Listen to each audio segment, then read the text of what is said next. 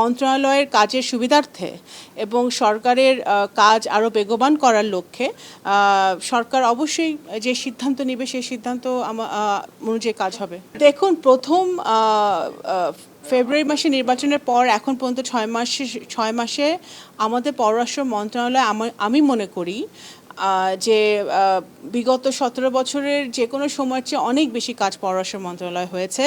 আমি ব্যক্তিগতভাবে 3টা নতুন উইং ওপেন হয়েছে এখানে। আমাদের মাইগ্রেশন নিয়ে আমরা কাজ করছি, আমাদের অবৈধ মাইগ্রেশন অভিবাসন বন্ধ করার জন্য আমরা কাজ করছি। আমরা ইন্টারমিনিস্ট্রিয়াল অনেকগুলো ফোকাল পয়েন্ট গ্রুপ কমিটি তৈরি করেছি যেগুলো আগে কখনো ছিল না, প্রবাসী কল্যাণের সাথে, কালচারাল মিনিস্ট্রির সাথে, লেবার মিনিস্ট্রির সাথে, কমার্স মিনিস্ট্রির সাথে। তো এগুলো কিন্তু আমরা করেছি, আমি করেছি।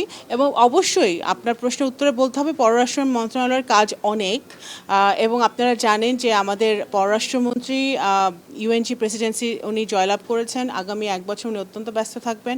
তো অবশ্যই মন্ত্রণালয়ের কাজের সুবিধার্থে এবং সরকারের কাজ আরও বেগবান করার লক্ষ্যে সরকার অবশ্যই যে সিদ্ধান্ত নেবে সেই সিদ্ধান্ত অনুযায়ী কাজ হবে।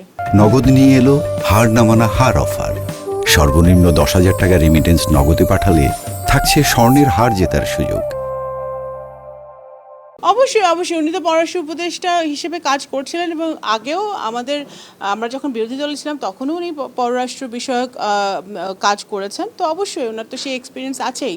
তো আমরা মনে করি আমরা যদি টিম ওয়ার্কটা ভালো করি, আমরা যদি একসাথে কাজ করতে পারি, ঐক্যবদ্ধভাবে কাজ করতে পারি, অবশ্যই আমাদের পররাষ্ট্র মন্ত্রণালয়ের যে বহুপাক্ষিক যেই কাজগুলো আছে সেগুলো আরও গুরুত্বের সাথে বেগবান হবে।